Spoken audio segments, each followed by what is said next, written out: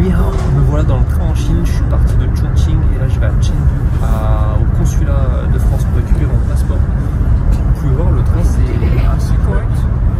Il se déplace à une vitesse de plus de 300 km/h. On peut voir la campagne chinoise. Quand on se rapproche de Chengdu, c'est assez plat, il y a pas mal de champs et des petites maisons par-ci par-là. Quand on est dans la zone Chongqing, c'est beaucoup plus montagneux, on passe dans beaucoup de tunnels. Vous pouvez voir, là, il y a encore pas mal de champs.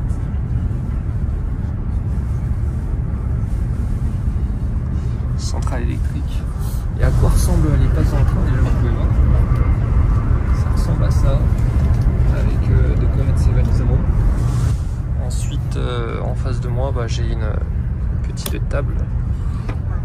Voilà.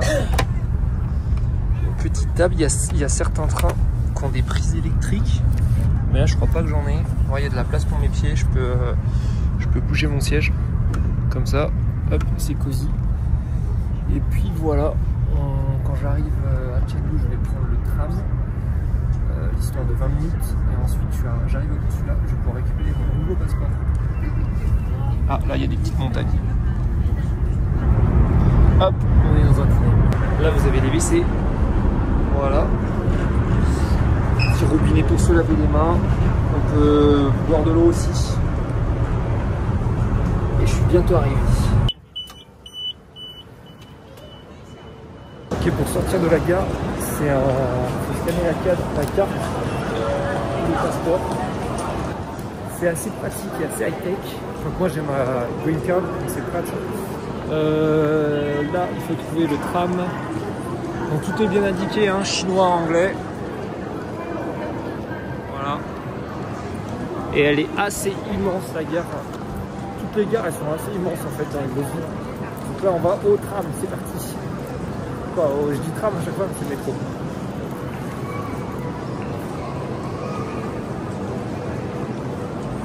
C'est super propre, hein, franchement. Tout est nickel. Même les WC, ils sont propres. Donc, voilà, en plus il y a de la sécurité partout, donc tu risques pas de te faire voler tes affaires. C'est assez safe et clean. Machine pour acheter le ticket. Donc moi c'est la ligne 2.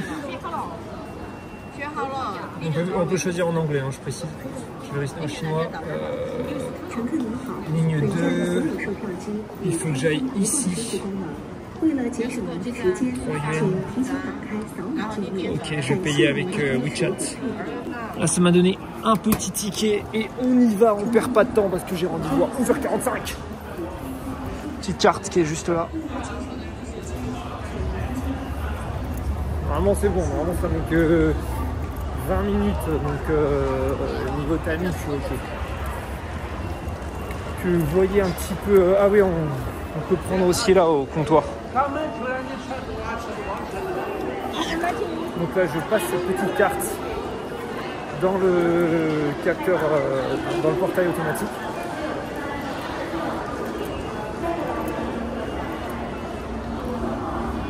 Ils peuvent payer avec leur téléphone aussi les gens, je crois. Ok, c'est parti. Donc moi je vais à la ligne 2 qui est par là. On prend les escaliers plutôt que les escalators.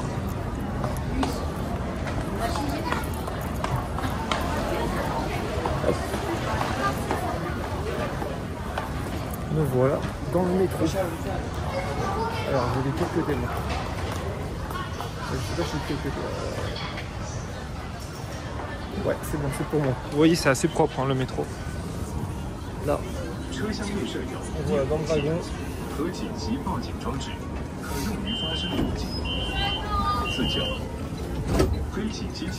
Et il y a vraiment tout qui est en...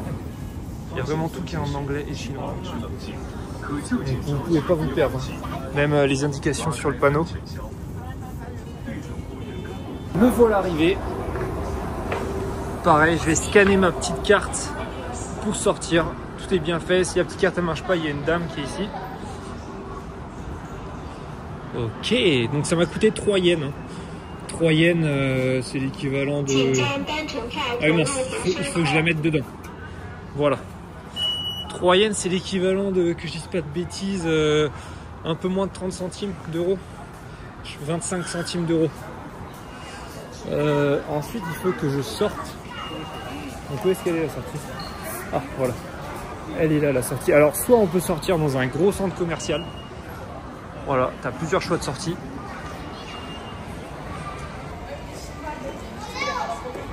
Ou soit tu peux sortir dans une petite ruelle un peu plus traditionnelle.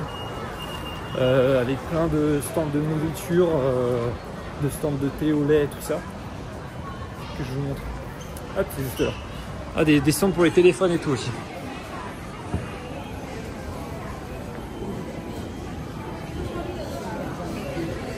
Sinon, tu as une sortie plus classique qui mène directement vers la rue. Voilà, moi il faut que j'aille dans le centre commercial parce que j'ai envie de faire pipi.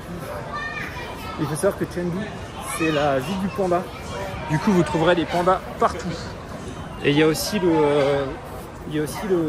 le musée, mais c'est un peu le centre de préservation des pandas. Et du coup, dans ce centre, eh ben, il y a plein de bébés pandas qui naissent. Et on peut visiter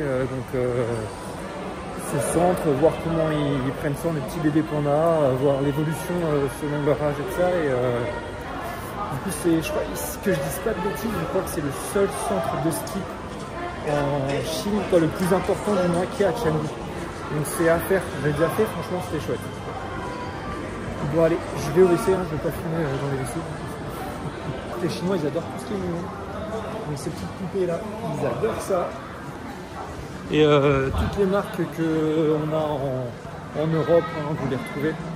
Et je dirais même qu'ici en Chine, vous trouverez encore plus de marques, parce qu'il y a plein de marques asiatiques, américaines et tout ça, que ce soit pour les objets, pour les véhicules ou autres, qu'on ne retrouve pas en Europe et qui sont bien présentes partout en Chine. Là, c'est une petite boulangerie, je peux vous montrer vers son endroit. Ils font des gâteaux assez originaux. Et je perds mon français, moi je suis en Chine depuis 7 ans, des fois j'ai l'impression que j'arrive plus à parler français.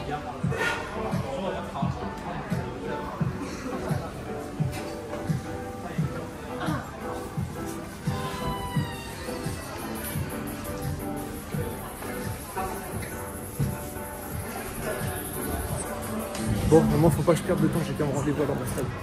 Donc voilà pour la petite visite. On continue. Ah, ça a l'air sympa ça. Le petit bouquin. Voilà, on continue. Pas de chance, il pleut. Mais c'est un endroit assez joli ça, Chengdu, qui est assez connu. Vous voyez, il y a des enseignes françaises. Louis Vuitton. Omega. C'est un centre commercial à l'extérieur en fait, qui fait assez traditionnel. Mais moi, c'est par là que je vais aujourd'hui. Donc, on va traverser la route. Et on va directement au consulat français. Voilà, là on peut traverser. C'est parti.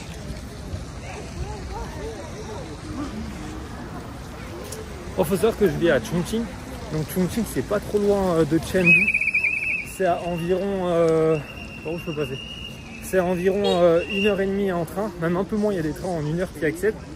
Et en voiture, je crois qu'il faut conduire à 3 heures environ. 3 heures. Et du coup, à Chongqing, c'est une ville qui est très connue, qui est très importante en Chine, parce qu'elle fait partie, c'est la plus grosse en fait. Mais elle est pas très, il n'y a pas trop d'étrangers dans cette ville, donc il n'y a pas trop de Français. Donc quand je dis étranger, c'est moi, hein, je suis un étranger en Chine. Donc il n'y a pas beaucoup de Français. Je pense qu'on, franchement, à tout casser, on doit être une trentaine, même moins, depuis le Covid. Et du coup, j'ai très peu d'opportunités de parler français. Donc quand je parle français, c'est soit avec ma famille, soit avec quelques amis que j'ai. Mais je suis principalement dans un environnement chinois, donc à Chongqing. Et aussi anglais, parce que dans les amis qu'on a, il y en a pas mal qui savent parler anglais, mais naturellement on va plus parler en chinois. Voilà, donc là on est dans le centre commercial IFS. C'est celui où il y a un gros panda qui est accroché en haut de ce centre commercial, un panda en statue. C'est assez connu en Chine, c'est un endroit que les Chinois aiment beaucoup visiter. Donc je vous ai pas menti, hein, il y a vraiment des pandas partout. On a là, Et le fameux panda qui est accroché, on voit ses fesses là. Il est là. Et il y a tout le monde qui... En haut, tu peux prendre une photo avec le panda. Vous voyez, il y a des pandas là. Ici, c'est vraiment la ville du panda. Là, on le voit un peu mieux.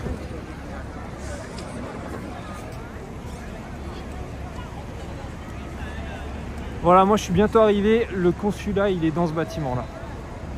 Juste derrière. On y est bientôt. Donc là, il faut que je me fasse une petite carte pour pouvoir être autorisé à rentrer dans le bâtiment. Il y a beaucoup de sécurité. Donc c'est parti. C'est ici que ça se fait. Ok. Étage 26.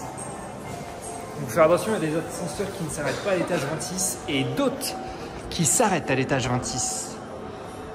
Ici, il y a la culture de l'ascenseur qu'on n'a pas trop en France parce qu'on n'a pas trop de grands bâtiments chez nous. Donc, du coup, c'est vrai que quand on arrive en Chine, ça fait bizarre. On est un peu perdu dans un premier temps. Mais ça va, on suffit vite. C'est parti. Je suis seul. L'ascenseur est classe.